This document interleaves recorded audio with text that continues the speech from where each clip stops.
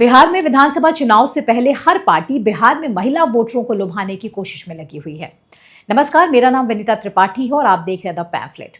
जी हां, नीतीश सरकार ने बिहार में महिलाओं के लिए बड़ी घोषणा करते हुए सरकारी नौकरियों में 35% रिजर्वेशन की घोषणा की है, जिसमें बिहार की मूल निवासी महिलाओं को अब राज्य की सभी सरकारी सेवाओं, संवर्गों और सभी स्तरों के पदों पर सीधी नियुक्ति में 35% आरक्षण मिलेगा।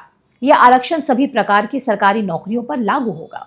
वैसे यहाँ ये बताना जरूरी है कि बिहार में महिलाओं को पहले मिलने वाला 35% आरक्षण सभी महिलाओं को मिल रहा था, चाहे वो राज्य की मूल निवासी हो या किसी दूसरे राज्य की मूल निवासी।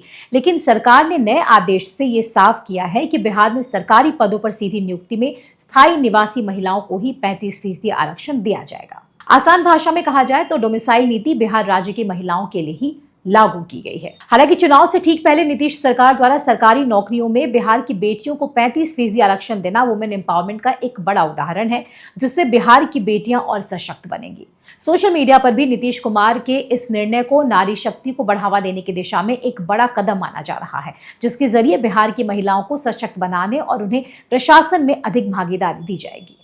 वैसे पहले भी पंचायती राज में महिलाओं के लिए 50% आरक्षण और जीविका जैसे कार्यक्रमों ने नीतीश सरकार को महिला वोटरों के बीच लोकप्रिय बनाया है। लेकिन ये नई नीति जो सरकारी नौकरियों में महिलाओं को सीधा लाभ पहुंचाएगी, ग्रामीण और शहरी इलाकों की शिक्षित महिलाओं को आकर्षित कर सकती है, खासकर उन परिवारों में जहां लड़कियां सरकारी नौकरी करने का सपना देखती हैं।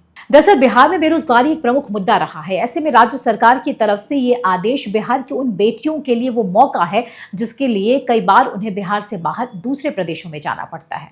वहीं सरकार के इस फैसले को चुनावी स्टंट के तौर पर देखा जा रहा है। महिला वोटरों को नीतीश सरकार द्वारा अपने पाले में रखने के तौर पर देखा जा रहा है। हालांकि राष्ट्रीय जनता दल ने भी चुनाव से ठीक पहले डोमिसाइल को एक बड़ा मुद्दा बनाते हुए बिहार में आरजेडी की सरकार आने पर 100% डोमिसाइल देने की बात भी कही है। इसलिए ये कहा जा सकता है कि राज्य सरकार ने मूल निवासी महिलाओं की बात कहकर एक तरह से विपक्ष को डोमिसाइल का जवाब दिया है। उधर बिहार कांग्रेस ने भी महिला वोटर्स को अपने पाले में करने के लिए पहले ही घोषणा करते हुए कहा है कि बिहार की 5 लाख महिलाओं के बीच राहुल गांधी की तस्वीर वाले सैनिटरी पैड बांटे जाएंगे। वो अलग बात है कि कांग्रेस के इस सैनिटरी पैड बांटने के अभियान की खूब निंदा की जा रही है। इसे महिलाओं का अपमान और एक चुनावी नौटंकी बताया जा रहा है। इन सब के बाद ये साफ कहा जा सकता है कि जिस तरह से महिला वोटर्स को ध्यान में रखते हुए तमाम राजनीतिक पार्टियां घोषणाएं कर रही हैं, उससे ये साफ लग रहा है कि महिला वोटर्स इस बार बिहार चुनाव में बड़ा रोल निभा सकती हैं।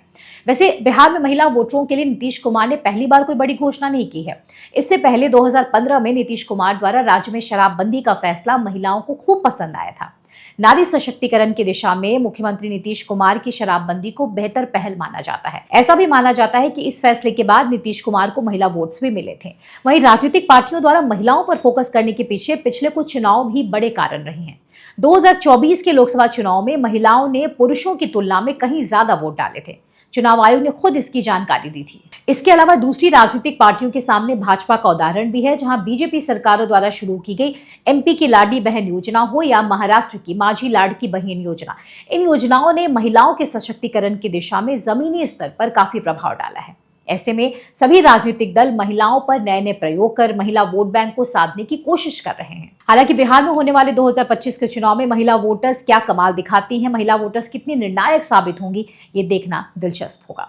फिलहाल इस वीडियो में बस इतना ही, लेकिन हमारे दूसरे वीडियोस को देखने के लिए हमारे YouTube चैनल को सब्सक्राइब करना ना भूलें। धन्यवाद।